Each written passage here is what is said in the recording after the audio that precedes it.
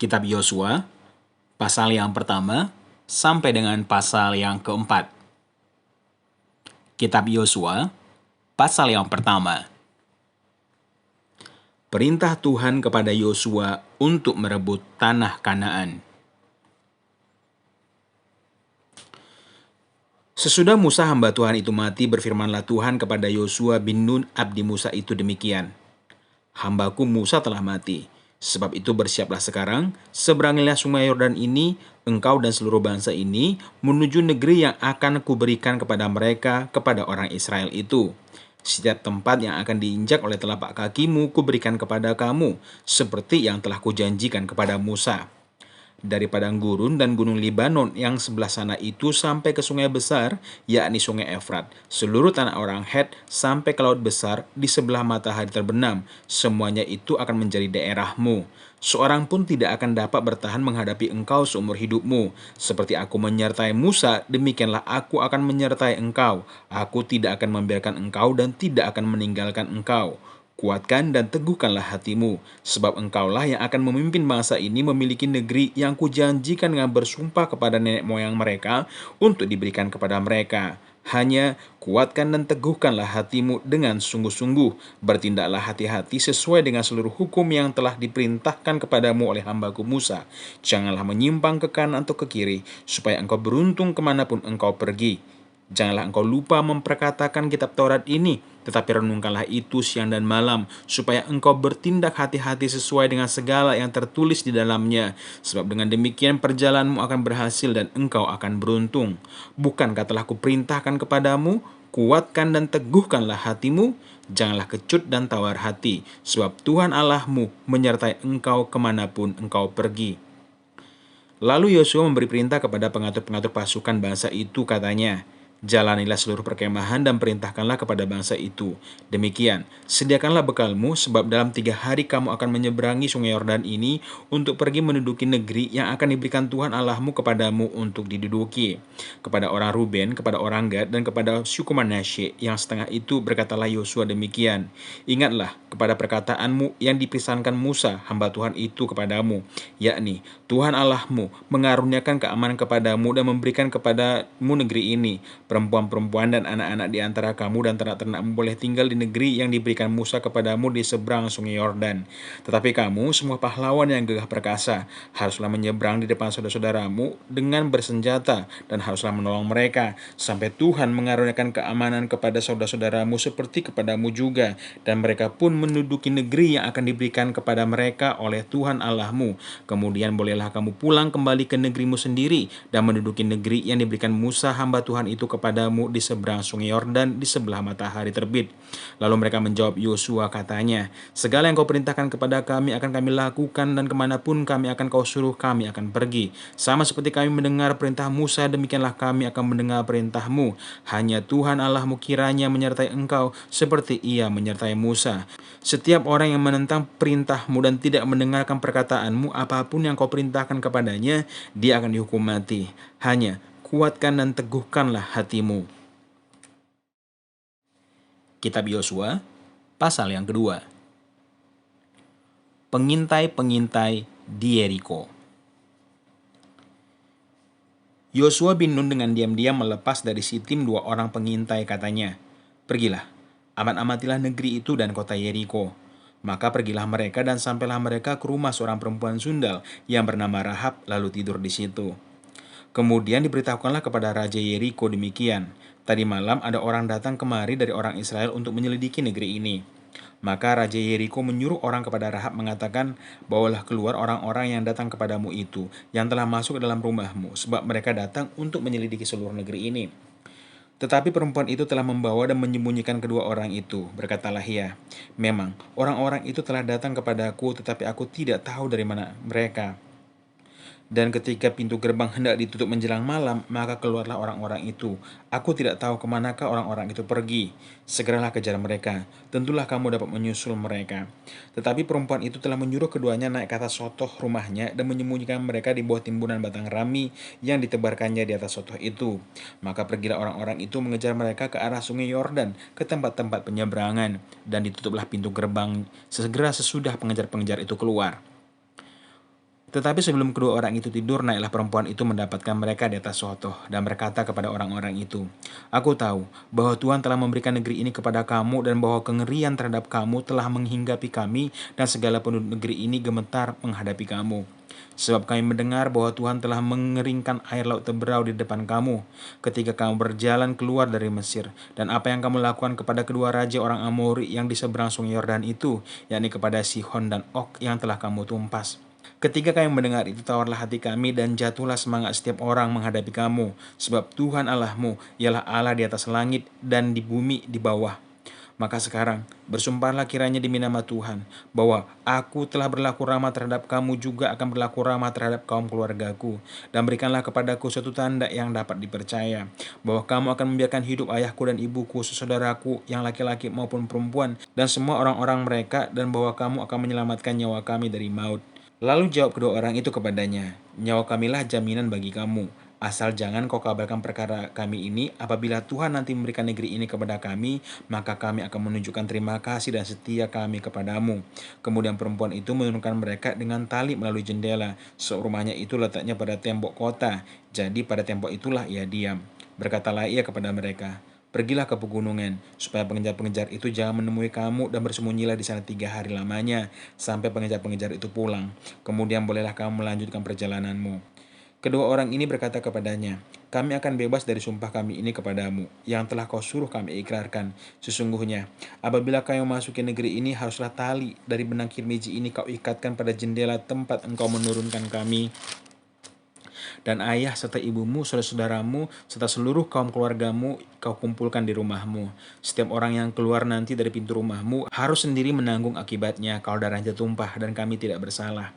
Tetapi siapapun juga yang ada di dalam rumahmu, jika ada orang yang mencederainya, kamilah yang menanggung akibat pertumpahan darahnya. Tetapi jika engkau mengabarkan perkara kami ini, maka bebaslah kami dari sumpah kepadamu itu yang telah kau suruh kami ikrarkan." Perempuan itu pun berkata, "Seperti yang telah kamu katakan, demikianlah akan terjadi." Sesudah itu, dilepasnyalah orang-orang itu pergi, maka berangkatlah mereka. Kemudian perempuan itu mengikatkan tali kirmiji itu pada jendela. Mereka pun pergilah dan tiba di pegunungan. Mereka tinggal di sana 3 hari lamanya, sampai pengejar-pengejar itu pulang. Pengejar-pengejar itu telah mencari kemana-mana sepanjang jalan tanpa menemukan mereka. Maka pulanglah kedua orang itu. Mereka turun dari pegunungan, lalu menyeberang, dan sampai kepada Yosua bin Nun. Kemudian mereka menceritakan segala pengalaman mereka. Kata mereka kepada Yosua, "Tuhan telah menyerahkan seluruh negeri ini ke dalam tangan kita. Bahkan seluruh penduduk negeri itu gemetar menghadapi kita." Kitab Yosua, pasal yang ketiga. Menyeberangi sungai Yordan. Yosua bangun pagi-pagi, lalu ia dan semua orang Israel berangkat dari Sitim dan sampailah mereka ke sungai Yordan. Maka bermalamlah mereka di sana sebelum menyeberang. Setelah lewat 3 hari, para pengatur pasukan menjalani seluruh perkemahan dan memberi perintah kepada bangsa itu, katanya, "Segera sesudah kamu melihat tembok perjanjian Tuhan Allahmu yang diangkat para imam yang memang suku Lewi, maka kamu harus juga berangkat dari tempat dan mengikutinya. Hanya antara kamu dan tabut itu harus ada jarak kira-kira 2000 hasta panjangnya. Janganlah mendekatinya, maksudnya supaya kamu mengetahui jalan yang harus kamu tempuh, sebab jalan itu belum pernah kamu lalui dahulu." Berkatalah Yosua kepada bangsa itu, "Kuduskanlah dirimu, sebab besok Tuhan akan melakukan perbuatan yang ajaib di antara kamu." Dan kepada para imam itu Yosua berkata demikian, "Angkatlah tembok perjanjian dan menyeberanglah di depan bangsa itu." Maka mereka akan mengangkat tembok perjanjian dan berjalan di depan bangsa itu. Dan Tuhan berfirman kepada Yosua, "Pada hari inilah aku mulai membesarkan namamu di mata seluruh orang Israel, supaya mereka tahu bahwa seperti dahulu aku menyertai Musa, demikianlah aku akan menyertai engkau."